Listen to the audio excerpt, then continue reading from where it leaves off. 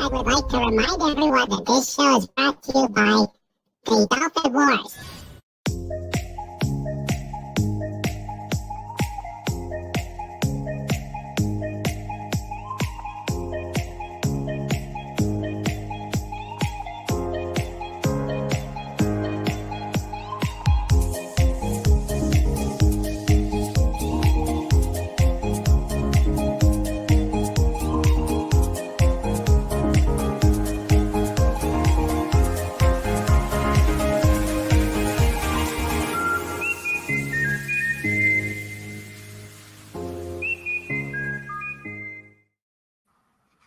Good evening, everybody, and welcome to King Dolphin TV, episode 266. Another special one tonight.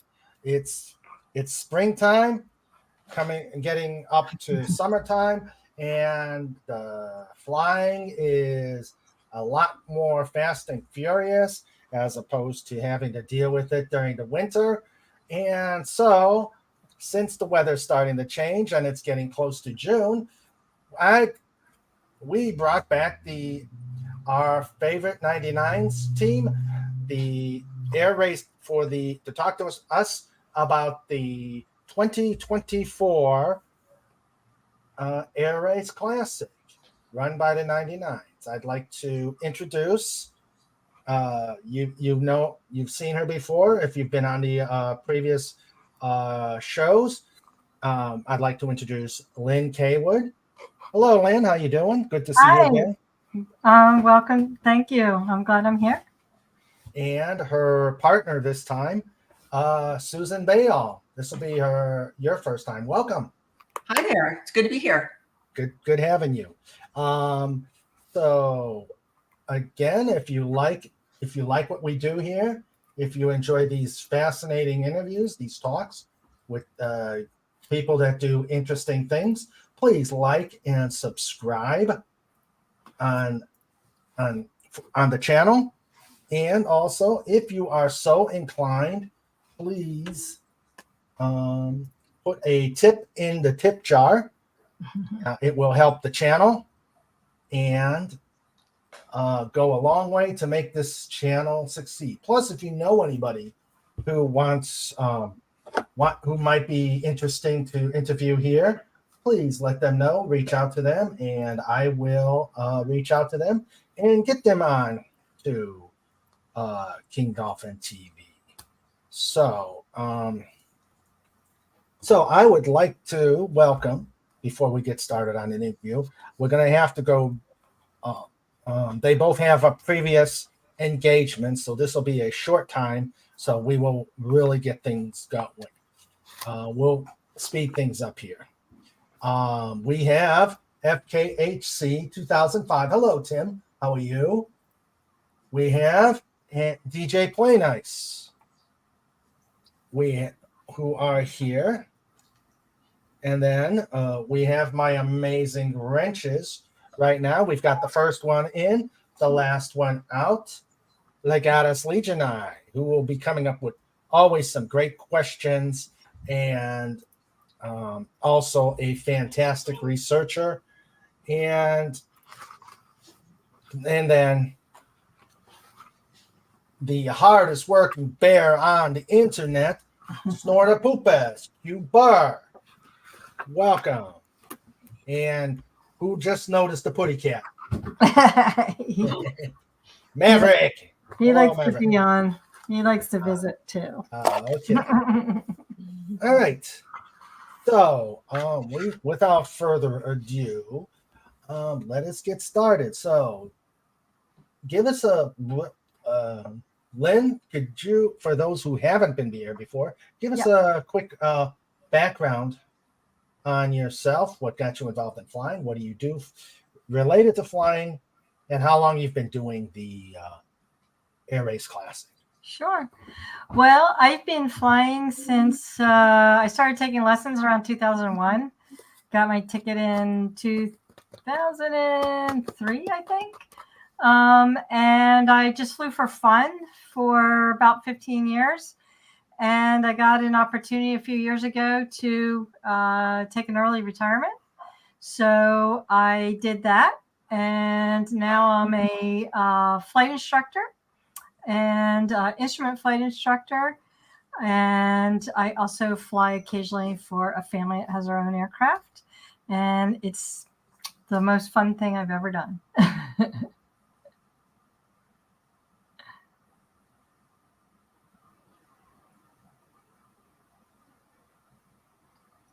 Susan, give us a little bit about your background, what got you into flying, etc. Well, I've always wanted to fly, but never had the time. Didn't think I did. And I sold a company back in 2004. And I thought, before I start the next company, I'm going to start flying. So 2004, 2005 were the early years, and took probably a 4-year hiatus just recently. And Lynn has gotten me back into it. So this will be my 6th air race. And when Lynn called and said, "Hey, you want to do another one?" Like, absolutely. Great. So give us either one of Len, why don't you give us a little background on what the 99s is for people? I know there are some who've been here for both previous episodes, but give us a little bit. There are some new people, so. Sure. And I wanted to make a distinction between the Air Race Classic and the 99s. So back in 1929, there were 117 certificated women pilots, and 20 of them got together and talked a national air race into letting the women have an air race during that year in 29. And they were kind of a sideshow. And the National Exchange Club said, "Hey, you can have this women's race, but this is not a permanent thing." And they raced from Santa Monica, California, all the way to Cleveland, Ohio. And after that race, those 20 ladies got together and decided that they needed to form an organization to help support each other, empower each other, help them find jobs in the industry. A lot of them were like barnstormers and things like that. Some of them were out for record-setting stuff. And so they, out of that 117 certificated women pilots that were invited to join this group, 99 of them decided to charter the group. So that's how the 99s got their name. And so they've been around. It's the oldest continuous all women's pilot organization, I think, in the world. So Susan and I belong, and most of the air racers are 99s. The Air Race Classic came around later in that era, but the race itself was put on somehow almost every year since that 1929 year. Early on, the 99s did help make that race happen. And then in 1977, the organization that was running at the All Women's Transcontinental Air Race, and that was from I think after World War II that formed. That group switched hands to the Air Race Classic Inc. And so the Air Race Classic has been running this all women's air race now since 1977. And so this is our 47th continuous year. The only time it didn't happen was 2 years during World War II or 3 years during World War II. The oil embargo in 1974, and then 2020 and 2021 because of COVID. So. Okay. Now, this is very different than, say, like what you see with the Red Bull races. Right. Yeah. So Red Bull's fly fast, turn left. It's and this is last year for well, that was more for Reno, the Reno air races. The Red Bull races actually go over a course, and it is still kind of fly. They can turn left and right, but it's over a closed course, usually over like water or something, and it's timed, but it's flat out speed as well. And they have several different rules, and they're highly modified aircraft, just like at Reno.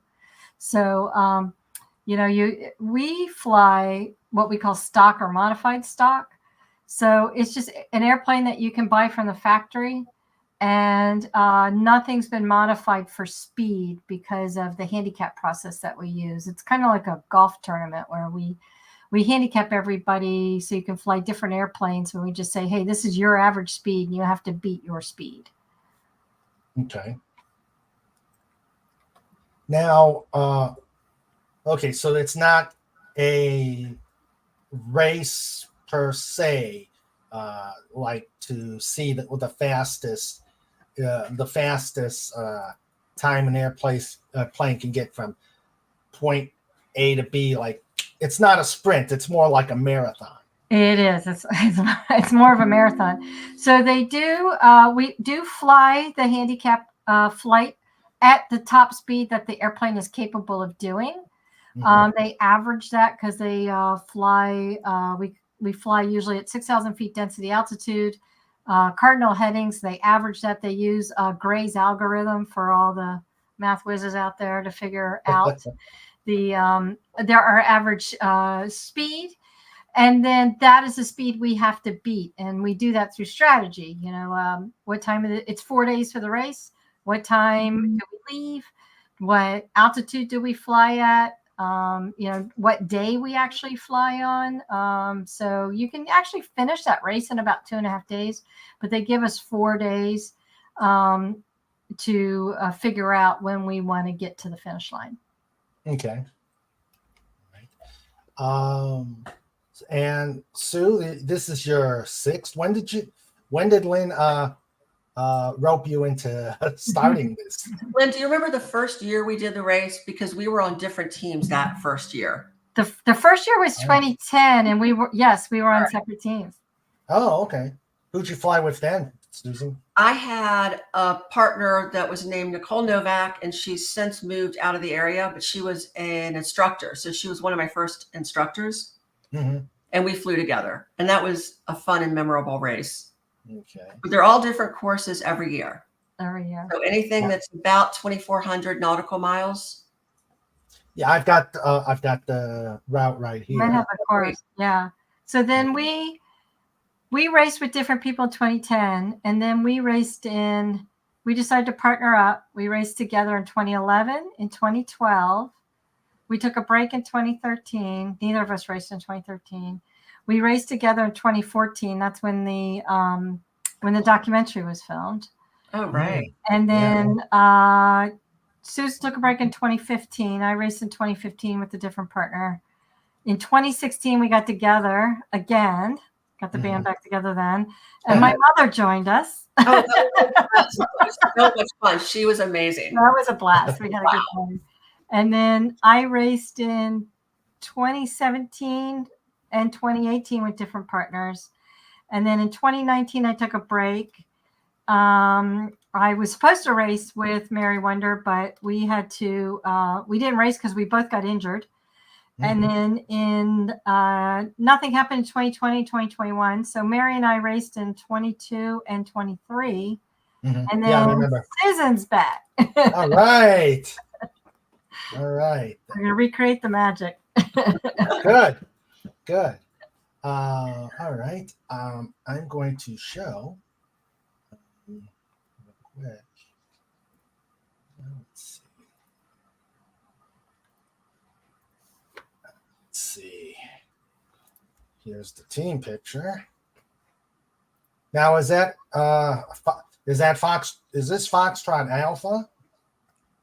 That we're standing in front of. Yes. Yep.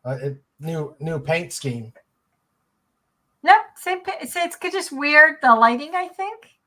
Okay. It was dark inside the hangar, but it's still our beautiful blue airplane.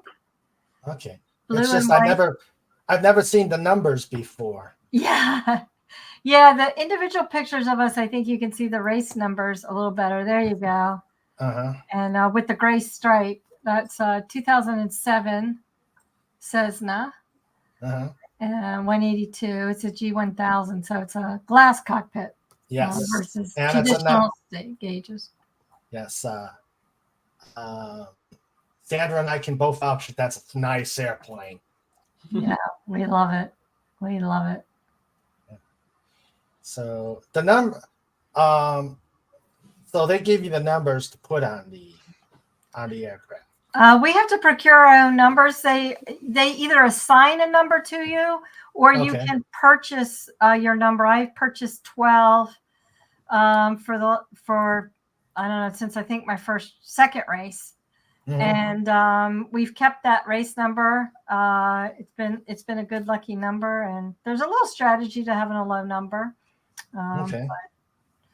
All right, and then Yeah, there's here this year's is race. here's the course. Mhm. Care to tell us what their what can you care to tell us about the course? Sure. Yeah, this one's a little bit of a mid-America, but you've got a little bit of starting out in the flats, and that's this year's theme is from the plains to the peaks, because we start in Carbondale, Illinois. We head up north into Indiana, and then all the way to Cadillac, Michigan. Cadillac was going to be a stop in one of the races that we had to cancel one year. And comes back down into Ohio, moves its way up to the northwest Ottumwa, comes back down kind of the pike into Missouri, all the way down into Bartlesville, Oklahoma, and then we go west, Dodge City, and then we get out of Dodge.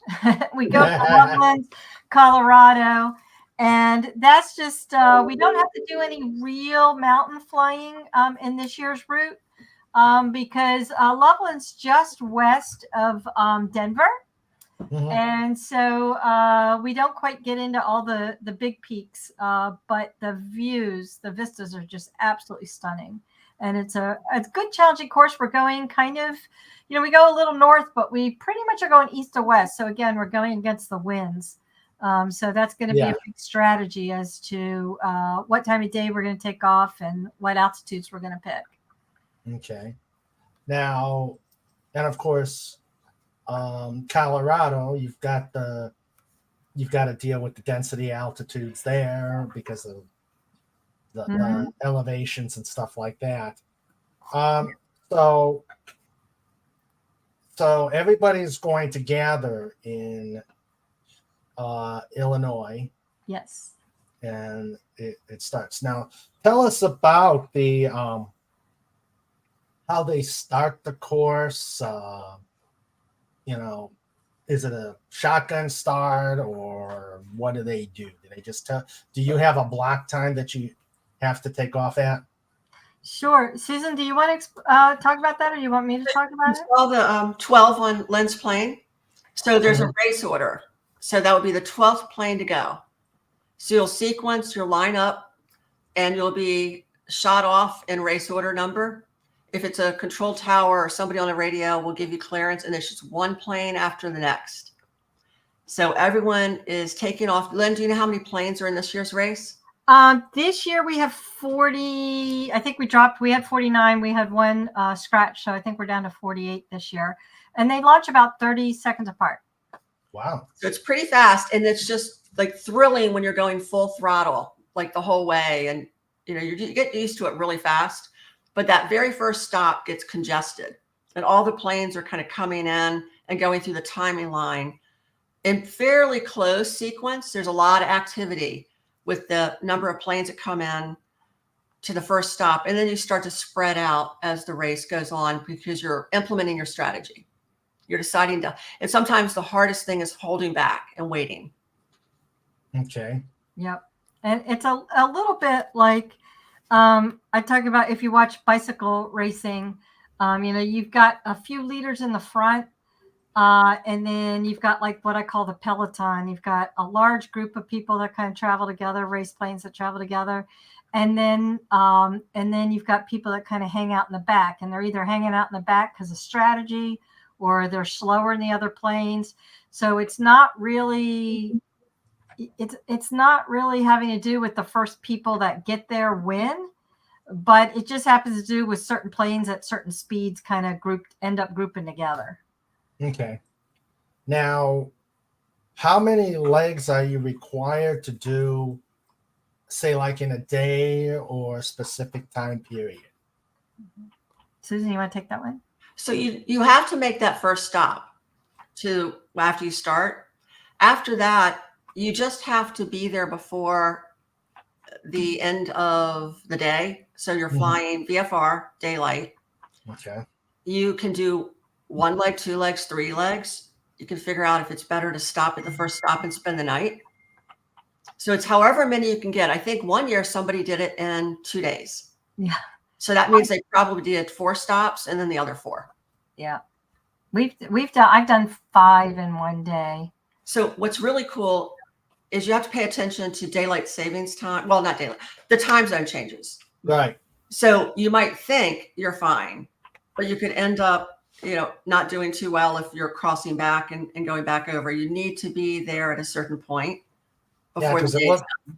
Because it looks like you start in Central. And, Start in Central. And then 3 legs later, since you're back in Ohio, you're back in Eastern. Right. Yep. And then we end up in Mountain Time. So it's important. And again, that can be strategic because we have it's what they call day visual flight rules. So we can only fly during the day, but we're flying that 3rd week of June, which is the longest days of the year. That's when the summer solstice usually is occurring. So in order to give our volunteers a break and not have them waiting along too terribly long, in the morning, sunrise, quote unquote sunrise, is at 6:30 in the morning. And sunset is 8:30 p.m. Although in Cadillac, it might be close to 10 p.m. So, but we close it at 8:30 and say, hey, you've got to be on the ground or at least fly past your timing point.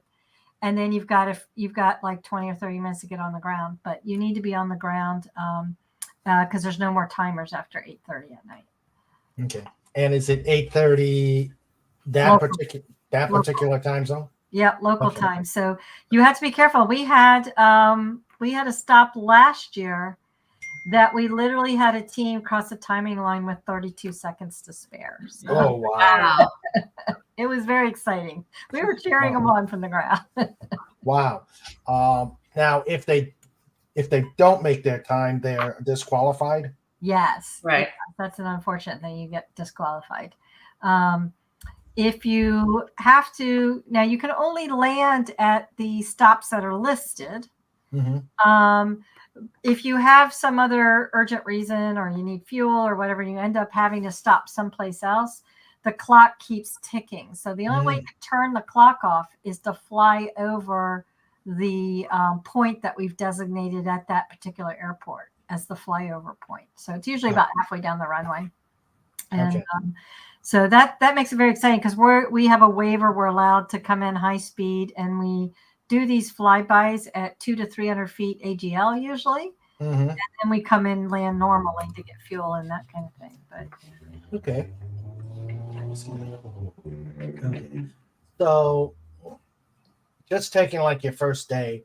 Well, before I do that, how many days do you have to fly from your home base to the staging area, to the start line?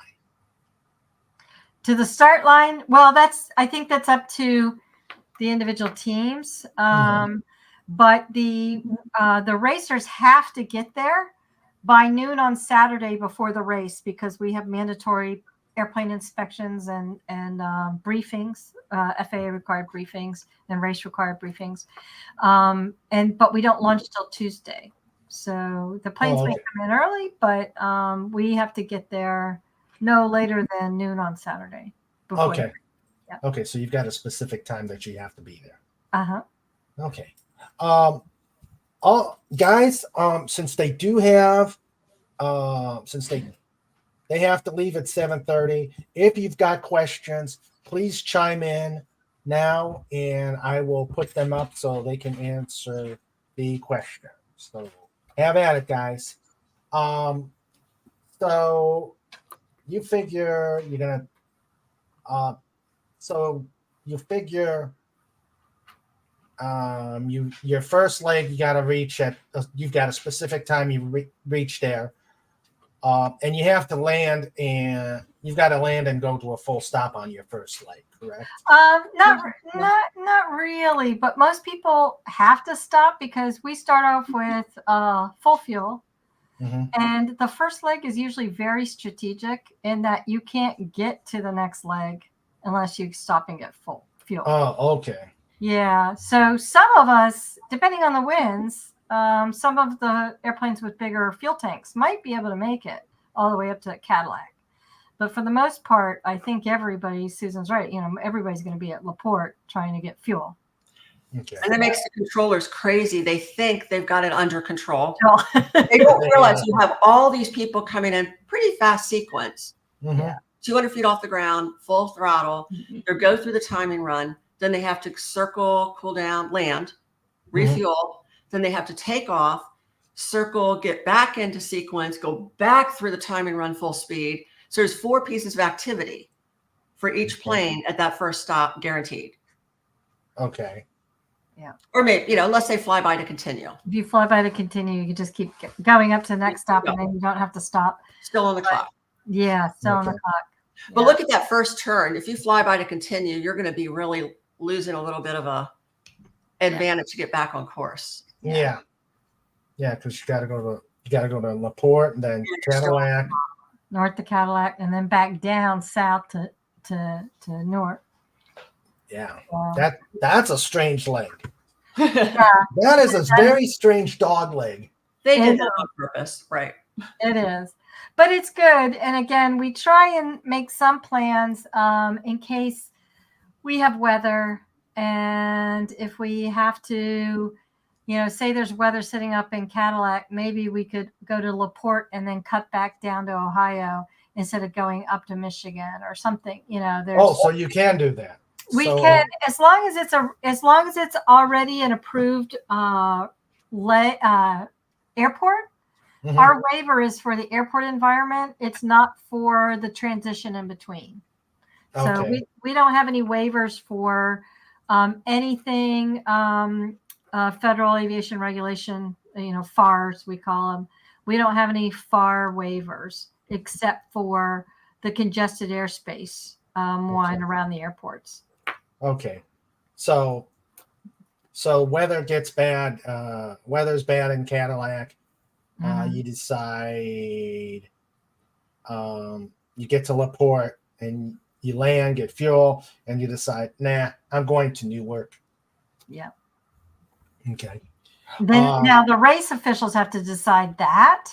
Uh-huh. And yeah, so like you can't individually decide to change the course, but the race officials can agree to change the course. Okay. Yeah. And you said for those that those out there, can you explain what day VFR is?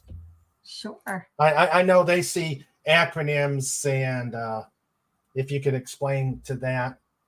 Yep. You want Susan? Or you want me to do it? You can do it. I'm on mute with my dog barking in the back. Oh, okay. Well, day VFR is what they call it's VFR is visual flight rules, which means we must fly during the day, so sunrise to sunset, and we must maintain specific clearances, not just from the ground sometimes, but from clouds and other things. So we are not authorized to go into clouds. We can find a hole and kind of climb up over some, but we can't actually fly in them. There's another acronym called IFR, Instrument Flight Rules, where you would be in contact with air traffic control at all times, and they would be keeping you separated and safe from all other traffic because you can't see anything because you might be in the clouds. So this day VFR is visual flight rules. We have to maintain our own separation. We can choose to talk to air traffic control. We can choose to talk to them only when we have to, or, we can avoid airspace where we don't have to talk to them at all and only make radio calls at the stops that we're required to stop at. Okay. John Rendell asks, what kind of music plays in your mind when flying the race? I'm sure actually playing the music is forbidden. You'd be surprised, John. Well, funny story. Where's one of our sponsors is SiriusXM Aviation. They were your sponsors last year. We not only get weather from SiriusXM, but we do have a music feed. Usually we're so busy we can't do much in the way of listen to music, but there are a few legs that it can be pretty boring, and we've been known to kind of bring up a few tunes. You would not hire me to sing at anything, even your worst enemy's funeral. But but we do have a good time, and sometimes we get a little silly. What's your song that's in your head? I think I turn on the radio and see what's on. Yeah. And it's really those long stretches in between that can kind of, even though you're going fast, it can still be a little bit boring. And then it gets very exciting 20 miles out. Yeah.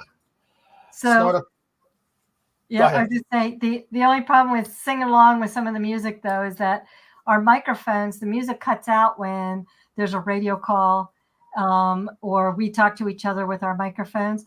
So we have to just lip sync because which works really well because we don't sing. Snorter Poopa says to John, probably something like Up Where We Belong. Yeah. But since I like this one. Since I'm a smart bottom, I'd be playing Those Magnificent Men in Their Flying Machines. That's a classic song. That is a classic. That is a classic song. And a classic movie. Yeah. I wonder if that was based on the Air Race Classic, even though they used pre-World War I airplanes. That's right. Okay, let's see. So fog lights don't work up there. No. Oh, some of the more fancier planes have flare now. So. Oh boy, yeah. Cheaters. Yeah. Cheaters. Yeah. Are you allowed flight following when you're up there? Yes. Oh, yes, okay. you can't get that. We actually have 22 collegiate teams this year. We have a intercollegiate category this year for the first time. Class, actually, a intercollegiate class. We've always recognized the college teams as to how they performed against each other, but this time they're actually only competing against each other. Yeah. And sometimes those schools do require that the race teams get flight following as part of their school protocol. Okay. Flight following for the uninitiated is where it's not a flight plan, but they can talk to air traffic control. They get a transponder code, and they air traffic control will help them with their separation and keep them out of weather without flying an IFR flight plan. Right. Okay. Legatus Legionine asks, if a plane has already gone ahead before the ARC issues a course weather correction, do they still get credit? Oh, this is a great question. Do they still get credit for the distance and time? Can they continue having outrun the reason for the course change? Yeah, so that has actually happened. Really? So that's a great question. And we will occasionally still award leg prizes to recognize that folks did make the effort and got ahead. But if a leg is cut out officially from the race, that leg time won't count in the overall for the top overall performance. But we will offer leg prizes for those folks. Okay. Mm-hmm. Now that's or was it if they go up before the actual call's made, anticipating it? Mm-hmm. Yeah, as long as they complete the leg, we've had some unsuccessful leg completions when the weather's gone bad. Okay. So, okay. Let's see. I don't know if they can or not, John. So she'll be singing at PodCon. Well, I don't know. I don't know, John. You know what? You don't want me trying I to don't want to say. hear that. That's what happens in the cockpit stays. When you get booed in karaoke, you can read the room. That's right. Okay, now,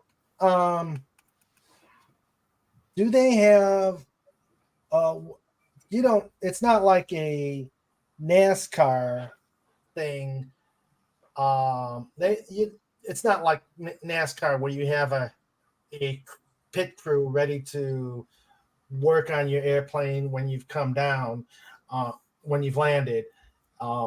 It's because your airplane's got to be ready to go before you leave, and you're just doing what maintenance is done usually at leg stops.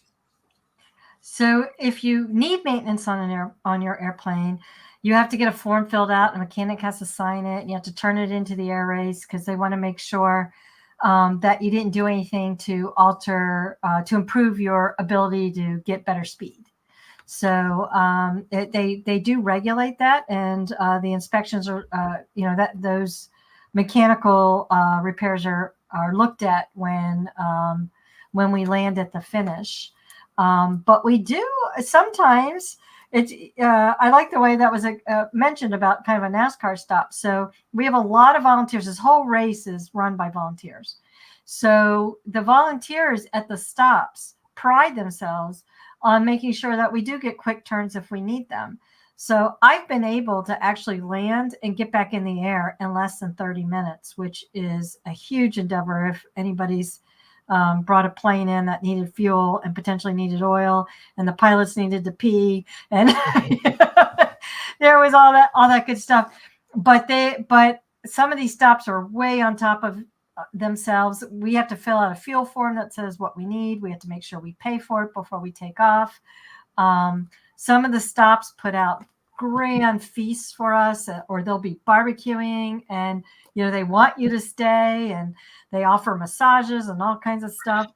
But it all depends on strategy. I think one of the hardest decisions I made in one of the years I did very well was they were going to have a big party that night at this one stop in Tennessee, and they were same thing. They were going out all these massages, and they were, driving people back and forth. They were having a big pool party, and it was 1,000 degrees out, and everybody's like, "Oh, we're going to stay. We're just going to stay because the weather will be the same in the morning or whatever." And we said, "No, we're gonna go one more. We're gonna go one more leg."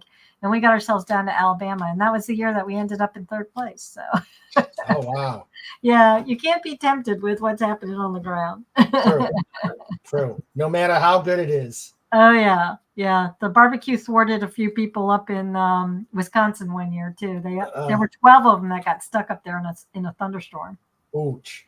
Yeah. Legatus asks, I see the route does not go over the Great Lakes. Is this for the safety of the plane's pilots in case of the need for an emergency landing, etc.? Absolutely. Yeah, we have, again, mentioning back to those collegiate teams, most of them are not allowed to fly over large bodies of water. And our planes, because we are potentially flying fairly low, and that's extra safety equipment that would have to be carried. We have done routes where we went all the way down. Remember, Susan, we went from like Sault Ste. Marie, and we came down, I think it was now Lake Michigan, I think, and along the whole coast. And we ended up at a stop. And some of the gals did go out in the water, and they actually got better winds over the water. Oh. But the race course was built, and we had to go over Mackinac Island. Right. So there is some water that we will cross over, but for the most part, we don't go over large bodies of water. Now, last year we did end up in Miami, in a small airport west of Miami, and we were over, a couple hundred miles of swamp. So for the most part, we were kind of, it was squishy land, but but yeah, we do try and stay away from some of the water for the course. And sometimes they'll have you do your flyby and time you out if you have to fly over the ocean and come in for an approach to a landing. We had that happen in Daytona for a line. So they didn't want everyone flying out into the ocean to do an approach and for anything. They just had us do a timing run at a different location. Yep. Oh, okay. That's the same thing this year at the end. We'll do a timing run, then we'll go in and land. Yeah. Okay. Mhm. All right. Maverick wants to be part of the discussion again. Hello, Maverick. Let's see. Let's see. All right. Is it the inspection? Is it as strict as NASCAR when it comes to during race modifications, repairs still allowed under regulations, points, deductions, disqualifications, etc.? Absolutely. Yeah, we bring our own mechanics usually. The race officials do, and before the race, there's a safety inspection that's done to make sure that all the lights work, that tires are good, that all the basic stuff, that all of your required inspections for the airplane have been done. And then they do what's called torque striping. They torque stripe the magnetos and the prop governors if the plane has a governor on it, because those can be adjusted to help your timing. So when I say torque stripe, they take like a paint pen with a specific color on it. It's a thick paint, and they kind of paint over the spot. So if you take a wrench to it or a screwdriver to it, you're going to break that seal. And they're going to know if you messed with your airplane. Oh, yeah. Okay. Yeah, they take it pretty seriously. Oh, I can imagine. You can get disqualified, or they could apply speed penalties. Yeah. Okay. Mm-hmm. All right. Snorter Poopa says, I'd never make it past the barbecue. I don't think there'd be There's a big barbecue at the end, though. Yeah, that's the... Max Redstone says, I'm taking a ride in a Cessna in 2.5 hours. Should I pack 2 parachutes for myself or 3? Well, funny thing, the Cirruses come with parachutes, but they now make BRS, a ballistic parachute for Cessnas now. Yeah. Yeah. Oh, wow. What kind of Cessna? If it's a small one, sometimes you might want one.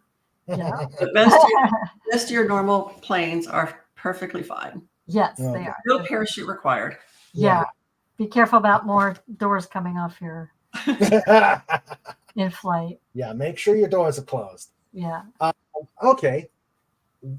This is a good one, Sandra. Ask them about the briefings. Okay, what briefings do you get, especially like for the new racers? Yeah. You want to take that, Susan? There's a special new racer briefing that's just for the new racers. Everyone will have a weather briefing. There'll be someone that is maybe from National Weather Service, someone from a weather service that is a meteorologist will come out and brief the racers at the start. We will have all kinds of safety briefings. We will have a number of briefings about rules. And if there's not a briefing about the rules will be mentioned in the briefing that's not about the rules. So there is a very specific rule guide, and there are points deducted, disqualifications, and they really do matter. That could make the difference in placing or not. So there's a lot of emphasis on that training. Yep. Okay. And 2 years ago, we started doing some online briefings beforehand, so people get a better feel, because they would walk into this start and not realize, it was like drinking through the fire hose. So we have that first time briefing now. In fact, it was last night, I think, for the first timers. We have a safety briefing before they get there to explain. We have a function called Race Central, where we have a volunteer that has given out a cell phone number. And if you have trouble getting to the start, or you have trouble during the race, you text this number and they get all the information out to the right people. So there's briefings on how to use our systems, that we expect people to utilize to get their information. We teach them how to use the technology because we carry what's called a bad elf, which is a GPS tracker that's been programmed at its highest sensitivity to lay down the tracks, and that's how our official timing is taken from. I'll carry spots, and the spot tracker is alive now. We're all going to have our individual trackers. So you can watch us on a big kind of leaderboard that shows the race route and shows where we are during the race. So you can go to the main website to see that at www.airraceclassic.org. What else do we talk about? We spend a good couple hours going through these flybys that we have to do because they're very specific, where you have to enter and either fly over the runway, to the right of the runway, to the left of the runway at a certain altitude, whether you're going to turn left or right when you come into land, if somebody is going to pass you, whether they're going to pass you to the right or to the left. It can get very specific, and that's what the waiver is all about. Is we have to adhere to that waiver as to whether we're going to fly these planes straight down the runway or to the left or the right of the runway. And so that gets pretty tense, and we go through that for a very long time. So the briefings start on Sunday. The racers get there on Saturday. We do all their credentials and the airplane inspections Friday and Saturday. And then Sunday, the briefings are all day. And then half a day on Monday. And then we launch on Tuesday. So Okay. it's a lot of briefings. Yeah. Now, in these days of modern technology, you've got the G1000 glass cockpit, you've got the 4Flight programs on your iPads and stuff. Are you still required to have paper charts as a backup?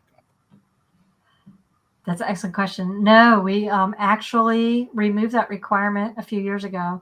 You have to prove that you have charts with you that are legal, that are current, but they can now be electronic. Okay. I remember, Susan, do you remember the first races where we were buying charts, for across the country and cutting them, so we only had the piece we needed, Oh, yeah, it was crazy. Have all laid on the floor, just taping it together, and yep. Been there, done that. Yep. Okay, let's see. John says briefings are not brief. Oh, no, they are not. They need the name of that needs to be changed. Now, how many of the airports have control towers, and how many are uncontrolled airspace? That's a great question. We prefer to not have towered airports during the race. Occasionally, it just doesn't work out, and we'll have a timing point where they'll cross and then go into an airport for fuel. But this year, the only towered airports are the start at Carbondale, Illinois. That's the home of Southern Illinois University. And then when we stop in Loveland, Colorado, it's actually a very interesting situation. There's a couple, I don't know how many in the country there are, maybe no more than 4, but we have one in Leesburg, Virginia, and Loveland, Colorado is another one where it's a remote control tower. So it's not a tower where live people are sitting in an actual tower conducting the business. It's all done by cameras and personnel remotely. Wow. Yeah. So it's very interesting. But again, the start's different because when you take off, we actually like the towered environment for a start.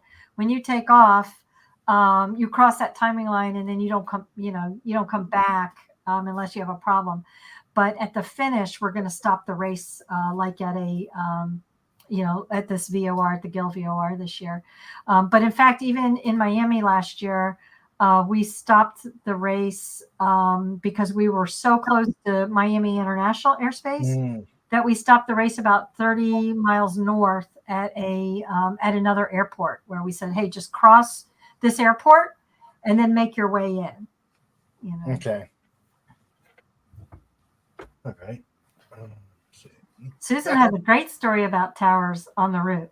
Oh, Go ahead. First Her story made us change that rule forever. Was it? Oh, that's good. Yeah. It was my first air race. We were coming into a towered environment, and the controller had me slow down. I was really approaching the timing run quickly.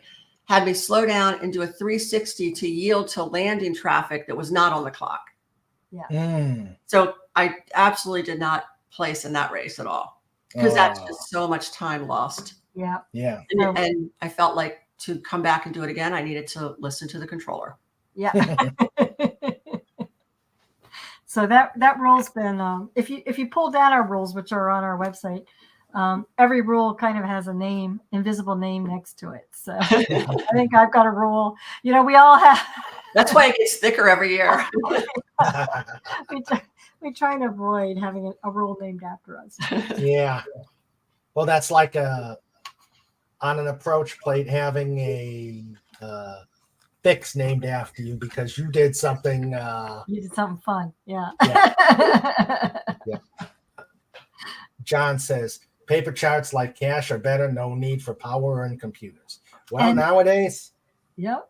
And I'll tell you, when I'm flying out west in the mountains, sometimes, they do their best. Garmin and Jeppesen do their best to give us charts that will show up on our systems. But sometimes there's these little gray boxes of nothing. And so I occasionally will carry paper charts with me, especially up in the mountains. Or Nevada with all that military space. Exactly. Especially space that can get you in trouble. In big trouble, yeah. Let's see.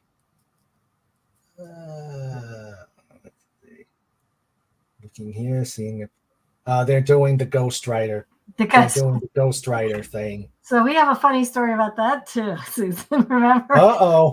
We came in. We had won 5th place, I think, that year.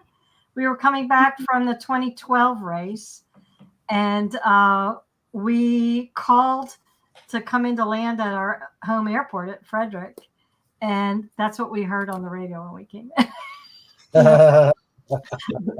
Our buddy Gary was up there saying, "Negative Ghost Rider." Well, Gary? Yeah. Gary. Gary. Oh, boy. He may be listening to that. Yeah. Legatus Legion, I asked, is it an honor, or would you rather not have the honor of a rule being named after you? It all depends. If it's a good rule, yeah, but usually the rules are there because somebody did a boo-boo. But yeah, it's funny. You can pretty much pick out the situation if you've been involved long enough. Oh, okay. Ooh, that's a good question, Snort. Speaking of trouble, has anyone crossed the line during the race and earned themselves an unplanned diversion? Cross the line. Like cross the line to get onto the runway, or? Yeah, Snort, can you clarify that, what you mean? Let's see. While he's kind of clarifying that. Okay, you've gotten through your legs. You're at the home. Yeah. You're at the finish line. You're celebrating your big party.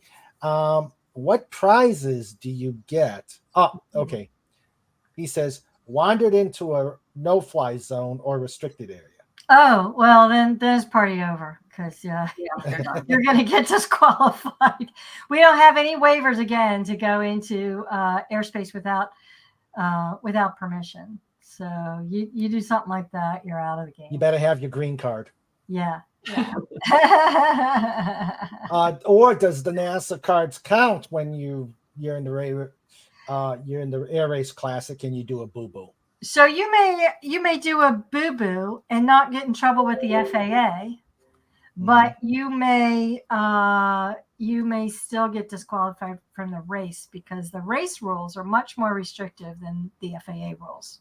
Ah, okay. We don't want to have any reason for the FAA not to allow us to do this race every year.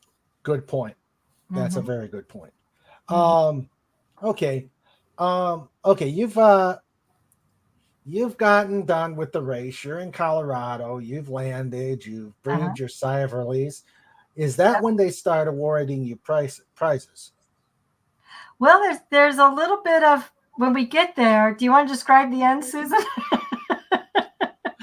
So there's an actual party called the Meltdown Party that you go to after you get there.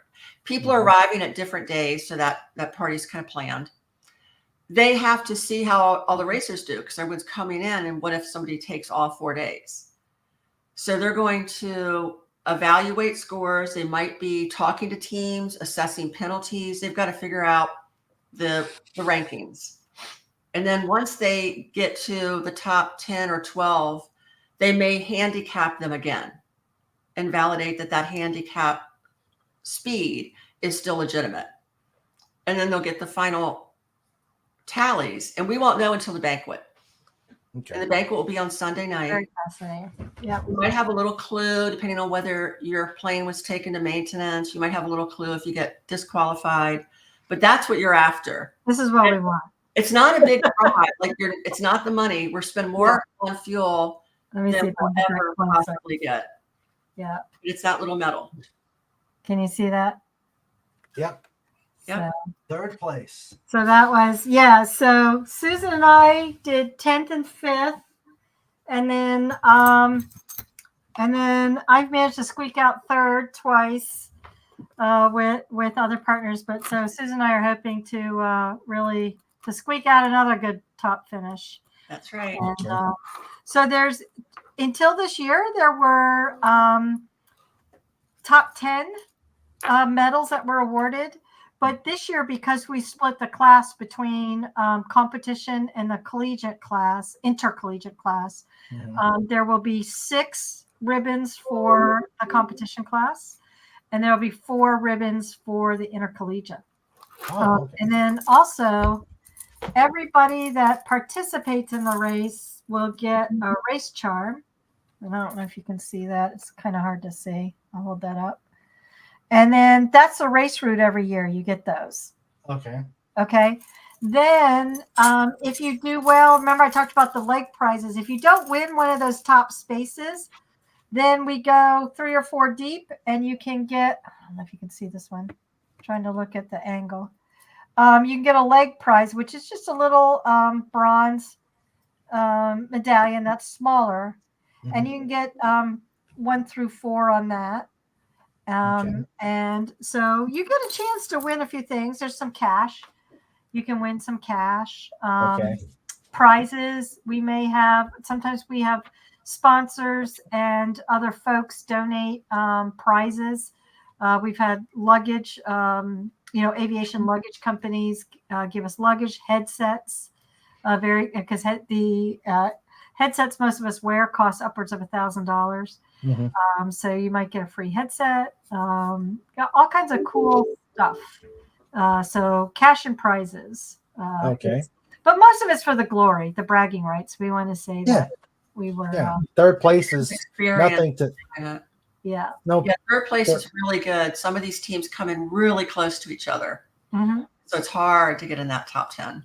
Oh, yeah. Within half a knot, less than half a knot. Yeah. Oh. So what is a handicap? You mentioned handicaps. What does that entail? Yes. So we calculate 6,000 feet density altitude. So we figure out where that is given the weather for that day.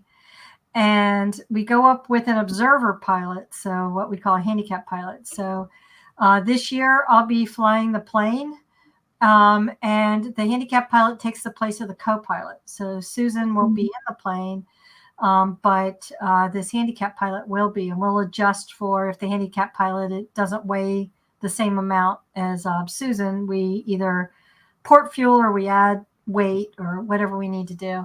And then we go up and we fly as we set the plane up, configure it for top speed. And then we fly usually using cardinal headings because it's the easiest to figure out for the 90-degree turns. So we'll go north, east, south, then west. And then we turn that recording from the GPS, from the Bad Elf. We turn that back into the air race officials, and they run a calculation. They take a snippet. They have a proprietary system where they look at what the average on each leg. They don't like average the averages, but they'll like cut out the turns because, you know, you're going to change speed as you turn a corner. So they might not, we do 3-minute legs, and they may not use the first 30 seconds of each leg kind of thing. And they'll take, you know, 15 points along that leg. So they have, like I said, a proprietary system that does that handicapping. And then they come back and they say, hey, your average speed for that run, given the winds aloft and all that good stuff, was, for our plane, it's usually around 164, 165 miles an hour. And so that's the speed you have to beat. So we do all of our scoring in miles per hour instead of knots. A lot of aviation now is done using, you know, that different scale than miles per hour, but the public knows miles per hour. So we use miles per hour for all of our scoring now. Okay. Now, when you're doing this handicap run, is this prior to you departing? Correct. On the okay, so you're doing this during the downtime before Tuesday. You're doing this special run to get the Potentially, we actually require them to be attempted to be done before the end of May. So I've been thwarted because of weather, and now I've got a mechanical. But I've already been in contact with my handicap pilot, and we hope to get it done early next week, so we can turn it in. Now, if they don't like it, or something happened, or again, you have an inability to connect with a handicap pilot, we do have an allowance. We can do about 10, 12 of them at the start, but we'd like to get them all done before we get there. Okay. Yep. All right. And then, as Susan mentioned, if it allows, like Colorado, we're probably not going to be able to do it in Colorado, but if it allows, we may do some at the terminus. If all of a sudden somebody who, we handicapped at 110 miles per hour managed without tailwinds to get the race done, averaging 115 miles an hour, we might want to look at that.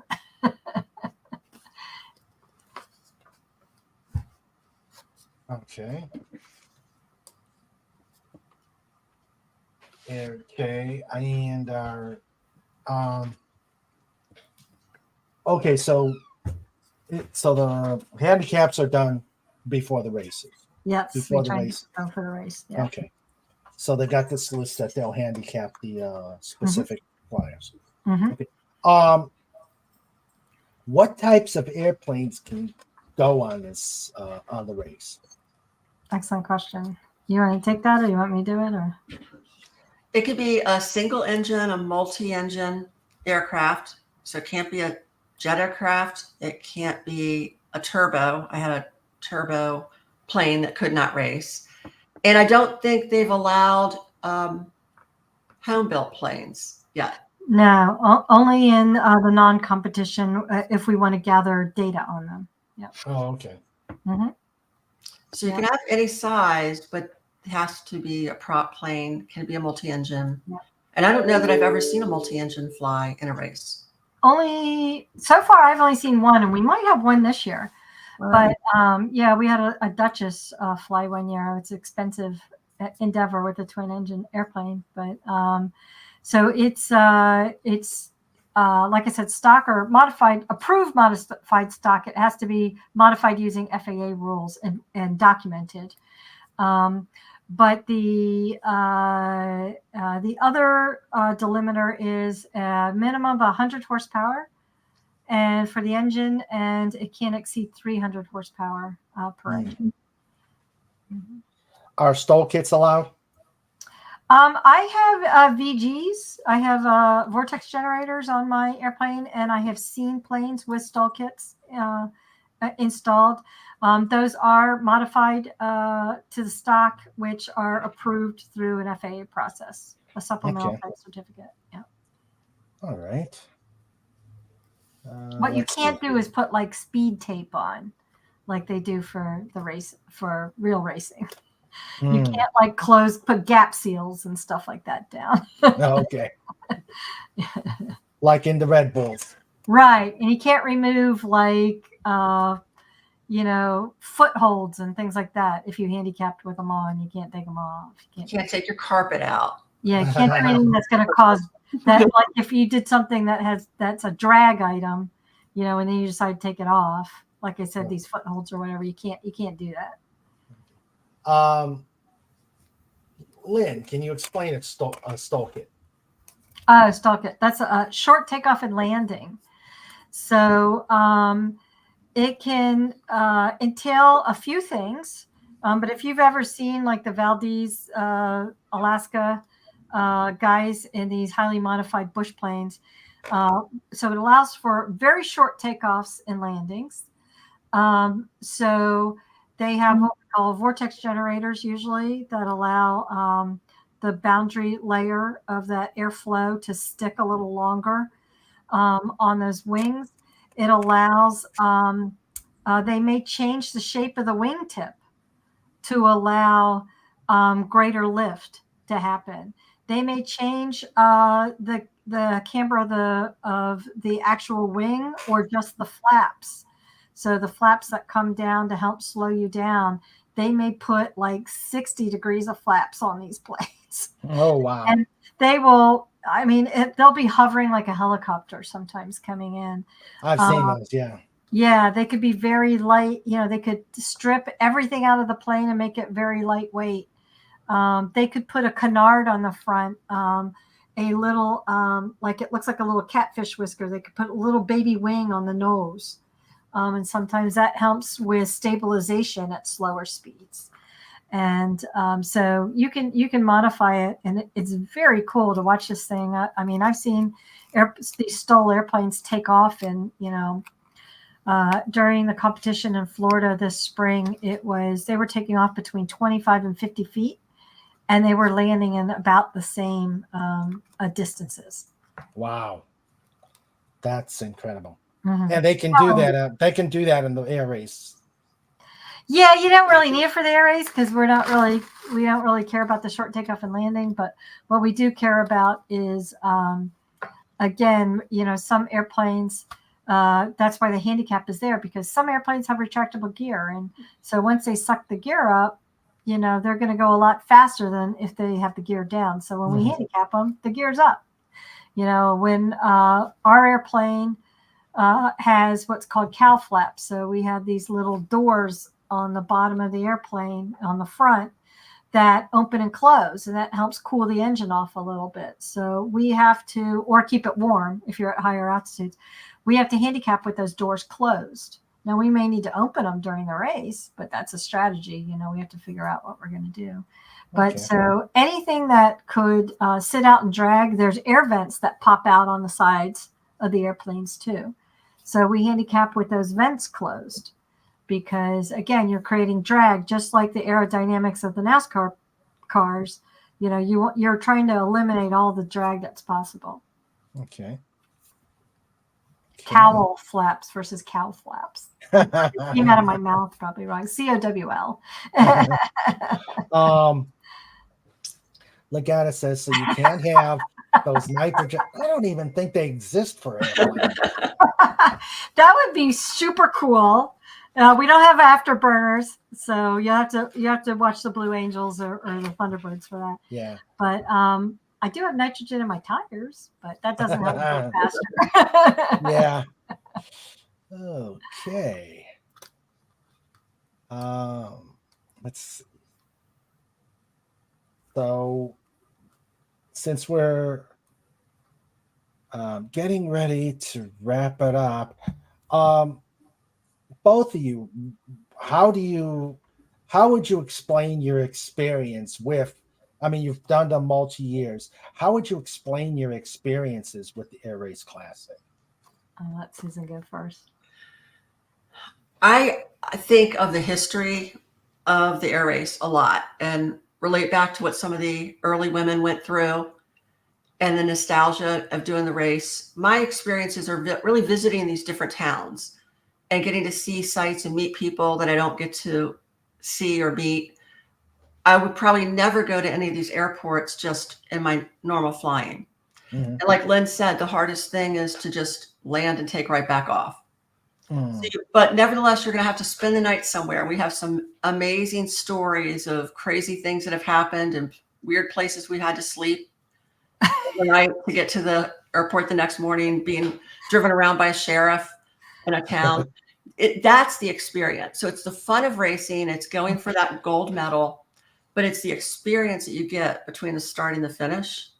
And somebody called it summer camp for pilots. Fly camp. Flight Yeah, camp. flight Flight camp. camp. But you meet so many great people in the race. And I just love the history of it. And being And able to lifelong friends. Yeah, lifelong friends. I mean, the ladies, and then I got involved. Susan was involved at the organizational level for a while. I've been on the board since like 2014 or 15, maybe. And I was a safety officer for several years. I'm now the vice president. So, I mean, it gets in your blood. It's very contagious, very infectious. And you just love, and the biggest thing that I enjoy is watching, again, we have a big collegiate presence, is watching these young ladies move on and get careers at the airlines, the majors. You know, we know gals that are working at Delta and United and, you know, Southwest, and to know them when they were baby pilots and scared, you know, coming to us almost with tears, like, we've never done this. We're too scared. We don't know what we're going to do. To, you know, they're flying 747s, hauling cargo all over the world now. I mean, and people, it's amazing to watch the success of these gals in their personal careers. Again, you know, lifelong friends. And, you know, you got to have a little competitiveness in you, but it's really, really about being there and experiencing the things like Susan talked about. I mean, staying in the Bates Motel and, you know, Alliance, Nebraska, being held kind of hostage in, where were we? Hereford, Texas. They wanted us to go to the Lions Club dinner, and we wanted to leave. So lots of fun experiences. Okay, and I missed this question from Legatus. Last question. As the race sometimes gets close to international borders, has that ever caused an issue? Has there ever been a race where the course, airports, spotters are in another country? The spotters weren't in another country, but we did in 2019. We crossed the border at Sault Ste. Marie, and we had several stops in Canada, and our terminus was actually at Dorothy Rungling Airport in outside of Toronto. We were very close to Niagara Falls, but on the Canada side, we were about 30 miles west of Niagara Falls. So yes, we have crossed over into Canada. We have not tried to go into Mexico because there's some concern about, you know, our personal safety and the Mexican border crossing rules. But the original race, the very first race, we did have racers in 1929 did wander into Mexico. But yeah, and then in, what was the race? It was in I can't remember. We were up at Sault Ste. Marie again. I think it was like might have been 2012. And we went across, and I think that I said there was these thunderstorms, and the racers, 12 racers, almost had to divert and land into Canada. At the last minute, they were able to land on the American side of the border, but they actually were flying in Canada for a brief period of time, wondering if they were going to get around this thunderstorm. How do you, in that case, you said you actually landed in Canada, or is that how do you negotiate? How do you negotiate that? Yeah. That took a lot of planning with Transport Canada, NAV Canada. And luckily, the head of Transport Canada is a woman that's a 99. So she helped us a lot with that. And so what we did was, there's a Sault Ste. Marie on the American side, and there's a Sault Ste. Marie airport on the Canadian side. So we had everybody stop and then file their paperwork because we didn't get any waivers. They had to individually, we didn't do them as a group. They had to individually file their paperwork to get across the border. And then they had to stop and clear customs. So we made that a must stop airport, both of those. And then that way the teams, everybody was able to cross over, get the same experience, and then not have to worry about strategy of where am I going to stop. Okay. So you couldn't avoid it. You're going there. Yes. The race, we let everybody know in advance, hey, we're going into Canada. If you can't go into Canada, you need to make another plan. Okay. All right. Well, I think I've caught all the questions, and I know you both have to leave fairly soon. Mm-hmm. Any closing? Oh, when is it, and how can my pod follow the race? Exactly. So the race this year is, I believe it's the 8th. Now watch me get it wrong. It's the 18th through the 21st of June. So that's a Tuesday through a Friday. We launch at 8 a.m. local time on the Tuesday the 18th. We land in Loveland. Our final time is 5 p.m. local time in Loveland, Colorado. So on the East Coast, that's 7 p.m. The awards banquet is on the 23rd. We do try and do that live on Facebook. I don't know what the provisions are for this year, but if you go to www.airraceclassic.org, you can follow the race from our homepage. There's the link already to follow the teams to the start using Map Progress, one of our sponsors.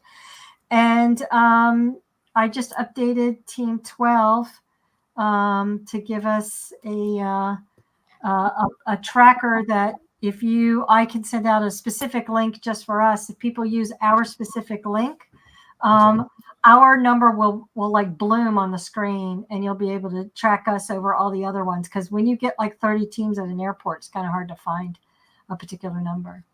Okay, and there's their website. Yep. There we are. Everything you need to know. And there's that follow the teams. Yep. And it will go live, I think, starting about June 4th.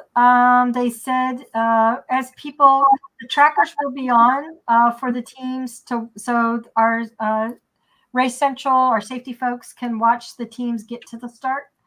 So, but nothing really will happen until Tuesday the 18th. Okay. You won't really see movement until Tuesday the 18th. All right. And look for Team 12, and let's root them on. Yeah. And thank you both for joining us.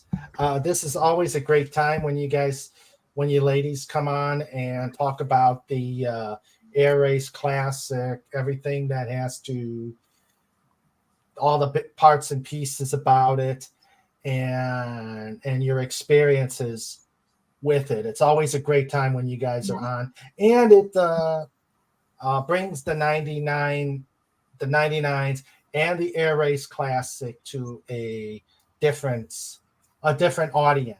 So I'm always glad to have you guys on, you ladies on, and I hope you've enjoyed yourself here. This was a great interview. Thank you. And we appreciate you inviting us. We love talking about it. It could be hours. Right. We could do that too. We could do that too. And as Snorter Pooper says, go Team 12. We'll be rooting for you. Thank you. And we'll check you out on June 18th when you start on the Air Race Classic. We appreciate it. All right. Thank you, Raymond. You're most welcome. And chat, let's give them all a King Dolphin TV, King Dolphin TV farewell. John Rendell says 99s fly in formation over pod. I got to tell you about this. We are in June 20. Well, no, you're going to be. We might be racing. You'll be at the race. Our PodCon is a gathering of the pod, and we will be at Gettysburg on June 22nd. And it's going to have we're having a great time. We're going to have a meeting of those who are part of this chat, part of the pod, and we're going to have music, and it's going to be if you're familiar with Gettysburg, it's going to be at the Lincoln Smokehouse or Lincoln Social Market. Yep, very nice. Yeah, well, we'll pick another time and we'll bring the plane. Awesome. Awesome. When we're back, we'll bring our ribbons. All right. Thank you again, and welcome. And if you get some videos of the flights, put them on, send them to us, and we'll share them on our various shows. We'll try to do that. Thank you. Okay. Again, let's see. Everybody's saying. Susan Eckstein saying. Lord says waves of Paul. John Rendell says great show. Good luck and have a great race. Yes, get to second place. Yes. Get second place. Yeah, we need to do that. Or first.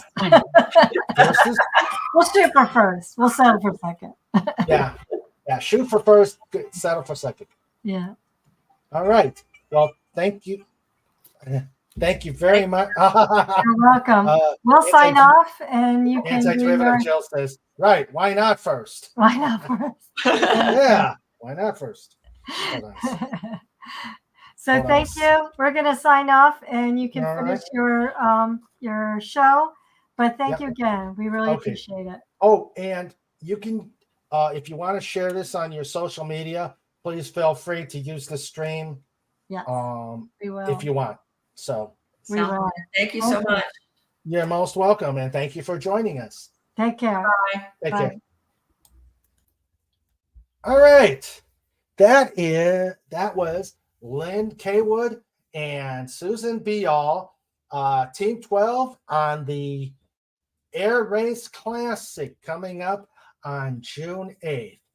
I hope everybody had a great time. The questions were fantastic. You guys are the best. And yeah, I like Jill's comment. Why not first? Yeah, don't settle. Don't settle. So they had to leave early, so I wasn't going to keep them for the usual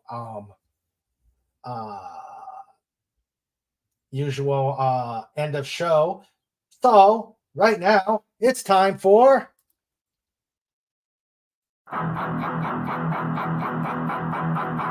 Shows with Mr. Ray.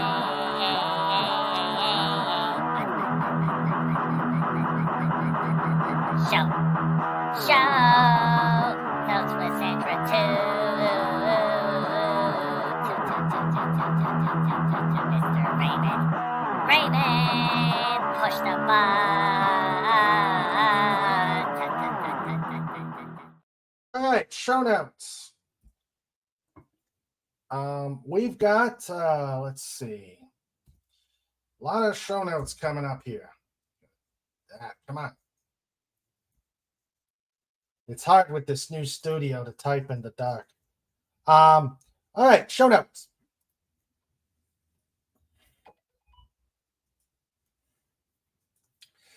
Okay, hold on a second. Producer notes. Okay. Okay. Show notes. Let's see. A week from tonight, we're going to have fermented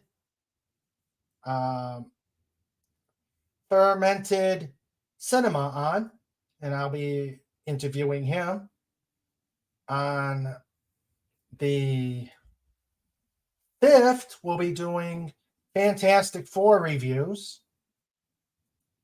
The 9th, I will be on the 8th. I'll be on an away mission. So June 9th will be a Sunday show. This Saturday will still be a Saturday show.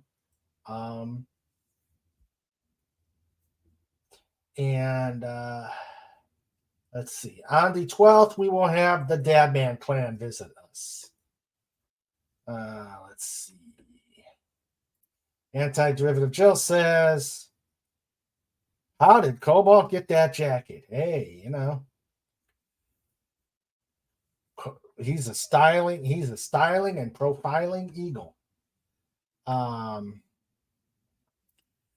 The link for Pop Culture Breakdown isn't up yet, but if you go, make sure you do a pod raid.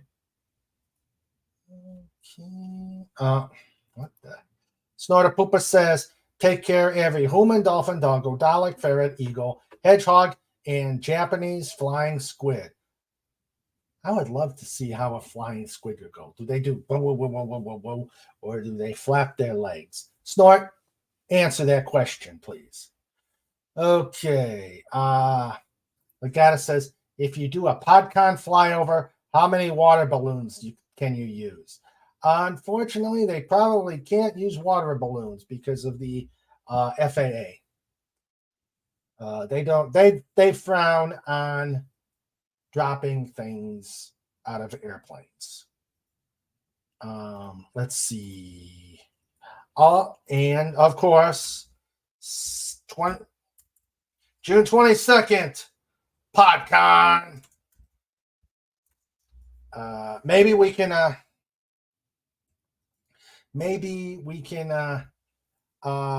get some information on the Air Race Classic and put it on while we're doing the stream. And we'll see if we can do that.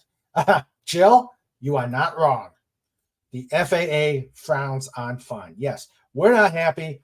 We're the FAA. We're not happy unless you're not happy. All right. Oh my goodness. There is. Okay, I'm going to have to pull this up. Let's see about this Japanese flying squid. Wikipedia.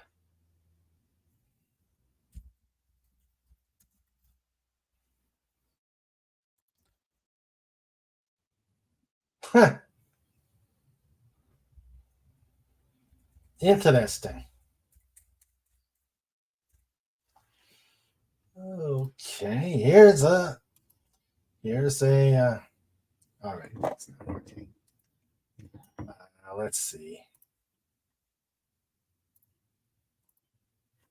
That's a Japanese flying squid. All right.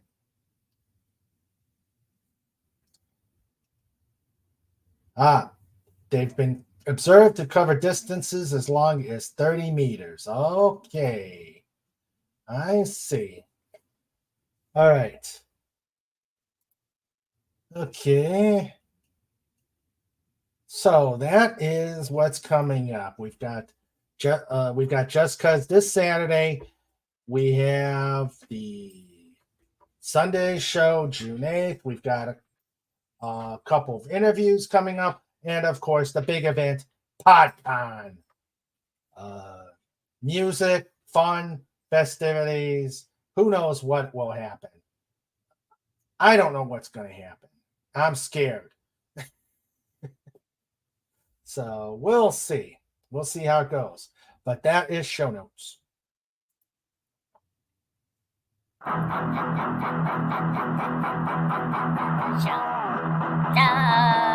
with Mr. Rain.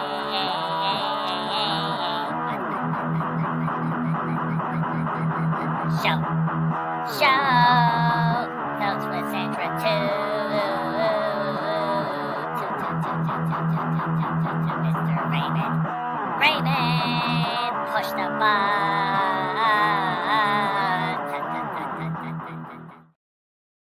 And Dalek says, interesting show. Night all. See you Saturday. Yep. And can the band rent those pods from Spinal Tap? I don't know. All right. So again, I'd like to thank Lynn Caywood and Susan Beall, Team 12 of the Air Race Classic, local people here, great supporters of the pod, and great interviews whenever they come on. And wish them a lot of luck. Hope they place really high at the Air Race Classic. June 18th to 21st, you see the route. And Laganis, could you put the, let's see, where is it?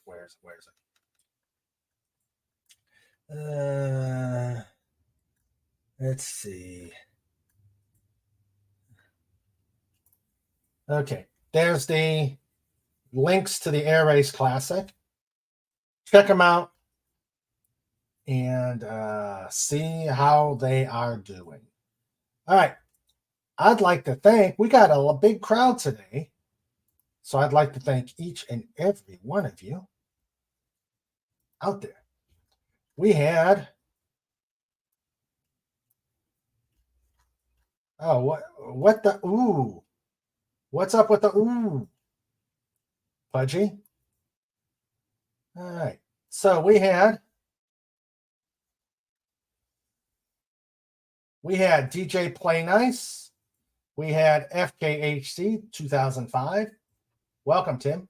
We had Maximum Redstone. And we had Sci-Fi Mombi. We had SP4H. Anybody else? Okay. So that's all the guests that we had here. And now my amazing wrench team, the Team Supreme, the ones keeping the pod safe and sane and helping me out every night, every time we have a stream here. First off, this is a Sandra Feliciano production. Our producer, Sandra, my other half, best friend, soulmate, love you, honey. We had the first one in, the last one out, the troublemaker, Legatus Legion Eye, who says, would you rather have Pudge go, ooh, woo? Okay. We can do that. Legatus Legion Eye had great questions and good research. Thank you a lot, my friend. We had Anti-Derivative Chill, who is here. And thank you for being here, Anti-Derivative Chill. We had John Rendell, Faz. Thank you for being here. We had Dalek 451. I am glad you're feeling better. And hope you're up to snuff when you come on Saturday. We had Pudgy Hedgehog. We had Pudgy Hedgehog, and I'm sure Cobalt was keeping him in line. And let's see, Sandra, John, Jill, Dalek, Legatus, Pudgy, and who am I forgetting? Oh yeah, he said especially the trike. Hail the trike. Yes, he was there. He was watching in the background. I've got my green screen on, still trying to work the bugs out of it. So couldn't see trike much. But yeah, trying out my green screen and hiding myself over here in my micro studio. And yes, I know. I've got to. He is the biggest, the baddest, the meanest bear on the internet. Snort up papas! You bar. Dot scream. Hashtag roar. Hey, Dolphin, how come you didn't have me meet them? I would have wowed him. He's hiding me from the ladies, Snort. I don't like it. Talk to him about that. Great show. Good interview. See you Saturday. Take care. All right. Now that Mini Snort's made his presence known, everybody, I hope you had a great time here. And I hope you had a great time here. And this was an interesting I thought it was an interesting interview. I'm hoping everybody had a great time here. And we will see you Saturday. Stay safe. Stay healthy. Let's keep making some waves and see you Saturday. Night all.